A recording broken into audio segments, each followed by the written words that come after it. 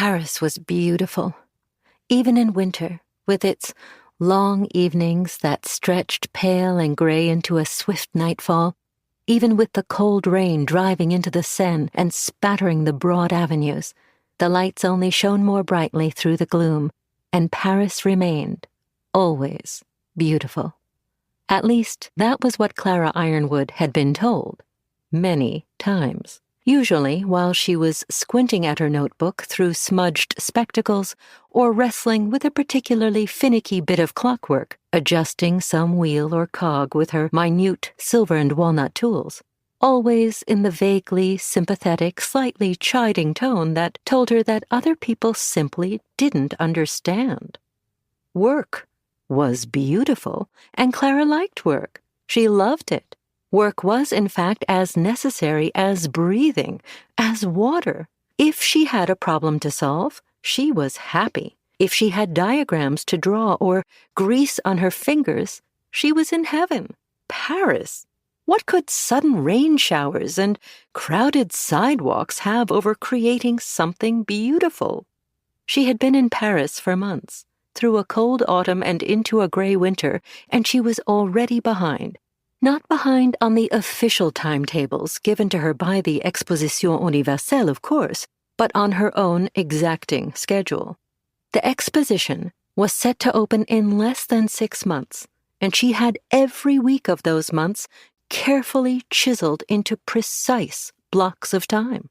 This week's strictly ordered calendar was devoted to finalizing the placement of the mirrors, mechanics, and electrical wiring for the ambitious masterwork she had been invited to help design. The Palace of Illusions. She needed to have her plans drawn within the fortnight, ready to begin manufacture in the dedicated workshop. The architecture of the palace was complex, and the mirrors that created the illusions, already in production, revealed every corner and left few places to hide the gears and pulleys and, most novel of all, electric lights that produced on demand a particular kind of effect not entirely unlike magic. It was a challenge greater than any she had ever encountered, and she would not, no matter what happened, ask Fritz for help. She sketched out another few lines in her notebook. All the guts and gears of the palace had to be invisible, despite all those mirrors. She considered another angle, then imagined the placement. No, that didn't work either. Nothing had ever taken her so long, and she was beginning to question her skills. The numbers were larger, the scale greater, and the inclusion of electricity made the project more complex than her usual fare of clocks and music boxes. But it should not have been as difficult as it was. Still fiddling with it? Fritz Krieger. Damn it. Good afternoon, Herr Krieger. She set down her glasses. By Jove, they were dirty. It is, now, more accurately, good evening, Miss Ironwood. I thought someone ought to inform you that the staff is leaving.